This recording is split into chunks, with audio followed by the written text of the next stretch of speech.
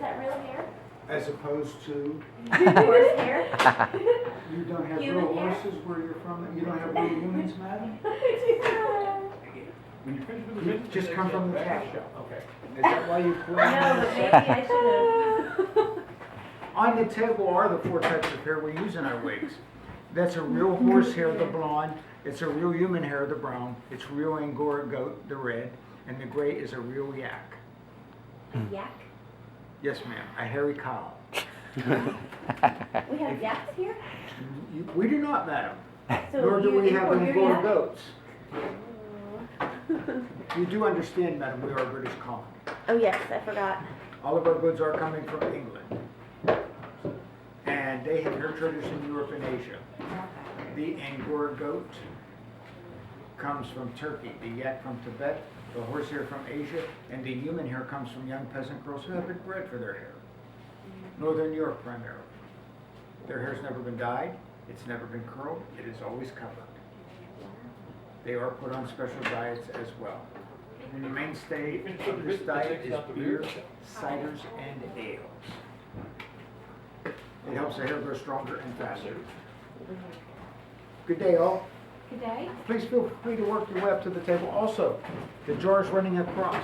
The pomatum that we use to hold the curls in place, animal fats, fruits, spices, and white wine.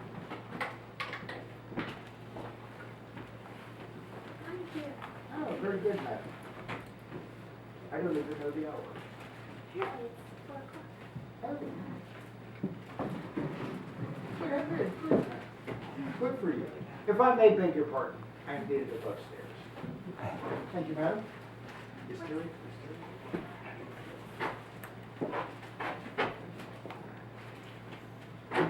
Be nice. You too. I am. Well, you've looked at the types of hair. Did we talk about the fashion as yet? We just arrived, so. Excellent. I Well, just discussed the 4 types of hair, madam. excellent. So, as far as your fashions are concerned, for the latest fashions coming to us from London and from Paris. We do pride ourselves in the colony on being 6 weeks behind the streets of London. Very up to date, of course. So, latest ladies' fashions, they're in the center shelf, on the center in the top, center in the bottom as well. For the gentleman then, his fashion is based upon his profession, so unfortunately he doesn't have as much time. So for the gentleman in the room, if I may ask what you would be, your profession? A graphic designer. Excellent, so an artisan, and you, sir? Teacher. Excellent. So, for you, sir, as an artisan, you wear something like the one on the top shelf, to the right side, the 4 rows of curls in brown. That would be your fashion, everyday fashion, very popular about the city. Beg your pardon. For you, sir, you'll have to use a bit of your imagination. The same fashion that I just pointed out, with a few more rows of curls, perhaps 2 more, so you have a total of 6, and that would be in blonde with the color of the one down here on the right side of the bottom. That would be the fashion of professors up the street at the college. So, now we've talked about your fashion. We have to construct the wig. There are multiple ways to construct wigs, but the way that we do prefer here in the shop is to make you a custom fit wig. A custom fit wig means that it's fit to you and only you. It will stay on your head. You don't have to worry about it falling off, which of course is rather embarrassing. So, sit you down and I'll shave you bald. I'm not joking. Ladies and gentlemen both are shaven bald to wear wigs. So ladies, don't think you're exempt. Once I've shaven you bald, I'll take your measurements and send them to the wood carver who will make you your own personal blockhead. The exact size and shape of your own head out of a block of wood. Send it back to me, I'll cover it with the base. Cotton, silk, or linen netting stretched on wet so it will shrink as it dries and forms to the shape. Sewn into the hairline is measured to be appropriate for you, and then to that I will sew the rows of hair. So we've just finished a few weaving projects today, so I don't have any weaving to show you, but if you see the frame here, 3 threads will go across, starting on one side, joining at the other. The hair is woven between the threads and slid over. We'll lock it into place, and that will make your very long weft of hair, as you can see here. This is about 6 feet, I think. We'll cut the appropriate length and sew each row on.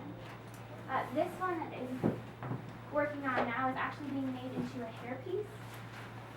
The same type of weaving, but instead of cutting the rows, you see it's been folded back and forth on itself, and I'm sewing it across the top. This will eventually make a set of curls like you see there on the table. And this red would not be actually used in public. This is for a theater performance. So fiery reds are not worn on purpose. So, of course, I do take care of all the maintenance for you. All of the taking care of the wig I do for you here. We'll wash the wig, redress the wig, change the style if necessary, add anything that you need as well. Also, then, I am your barber. For you gentlemen in the room that are needing a bit of a shave today, facial hair does denote those of the lesser sort. Of course, you know yourselves better than I do, but do have shaves today. That's what the barber's bowl here is for. We also are hairdressers. You can come to us and have your hair dressed. For the lady, we'll dress the hair in the home. And then, of course, I also have one other service for you. We are the King's Arms Barber Shop. We're attached to the tavern. The master does rent this shop from Mrs. Vogue, who owns the King's Arms. So, for the travelers that stay there, I have a full immersion tub. You can fully immerse yourself as you bathe. Of course, it is hot and clean in the morning, and I do fill it once a day. So this time in the afternoon, I can offer you rather a discount for the use of that service. Only had about 4 people use it today, so open for you. Of course, the blacksmith has not used it, so you are in luck. Questions I can answer for you? Yes. So once your block of like head is made, Yes. and you want to get a second wig, you don't have to worry about shaving your head again. You can kind of mold off the same block. Exactly, yes. That's why most people have us keep the blockhead for you. Okay. And like, what do you do in the meantime while you're waiting for the wig? Just hide in your house? People might choose to. You, of course, would never expose the bald head. It is a state of undress. The gentleman will wear his negligee cap. Also, this is a negligee cap as well. That one, of course, is very masculine. Pink is a very masculine color. Blue is very feminine, as I'm sure you know. The lady then will wear the mob cap as she waits for her wig. But only the top 5% of the population can afford wigs. So you're seeing more wigs here in the capital than anywhere else. But if you can afford 1 wig, chances are you can afford at least 4 or 5. That's about the average. I can tell you, Mr. Henry, I'm sure you're familiar, he's an excellent customer of ours. He has purchased 8 wigs from us in a 5-year period. Mr. Jefferson has purchased 5. Mr. Van Page has purchased 13. Just depends what you have need of. Everyday wigs, your formal wigs, wigs you might have inherited, summer wigs that have fewer rows so they're a bit cooler, things like that. So, and then for the lady, any fashion she wishes. Of course, you don't have your own hair, so it doesn't matter what color your own hair is. The lady can wear any color she likes. She can be blonde at breakfast, darker still at dinner, darker even then at supper, and then white in the evenings. It shows up best in candlelight.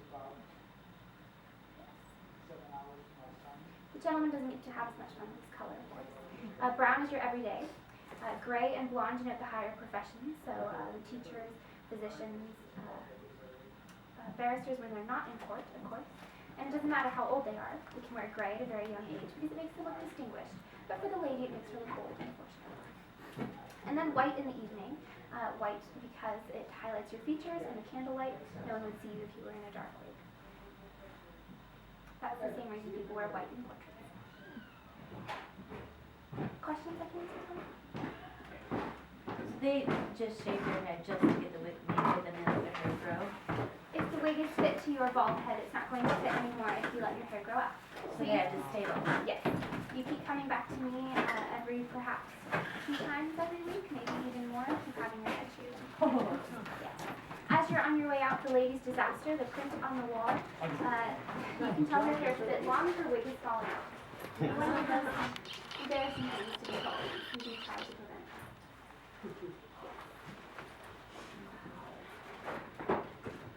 That wig with the ship on, is that something extra special to have? Rather unusual, but yes. So the ship is being worn by a French visitor here to the city.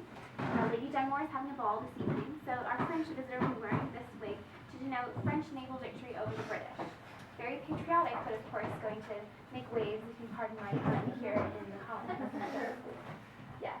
We have heard of ships on wigs in London that have little cannons that will fire off. Also then wearing bird cages and things like that in Paris. Of course, Marie Antoinette, you've seen. Bird cage has not made its way here to the colonies. Neither have the wigs that are 3 feet in height. Wigs in the colonies generally the highest is about 12 inches. So how long does it take to make like a typical wig, let's just say for like a professor? So the bachelor's wig that we had talked about might take maybe 4 or 5 days. It depends how many rows ultimately, because the most time consuming part is the weaving of the hair. This 6 feet that I have or so has taken at least 10 hours, probably, if not more. And we do work sun up to sundown. So it just depends on the number of rows.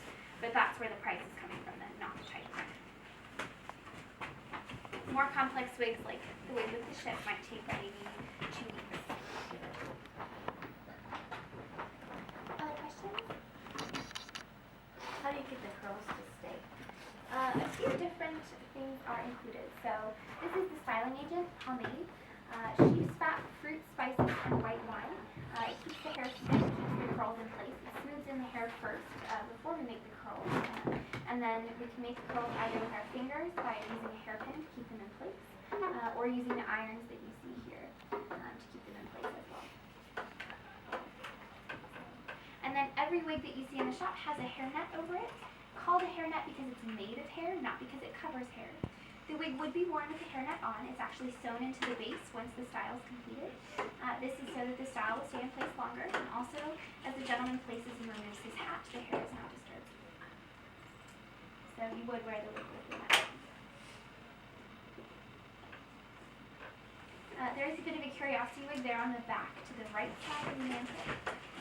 That wig does in fact have duck feathers on it, feathers from the mallard duck. For those that have more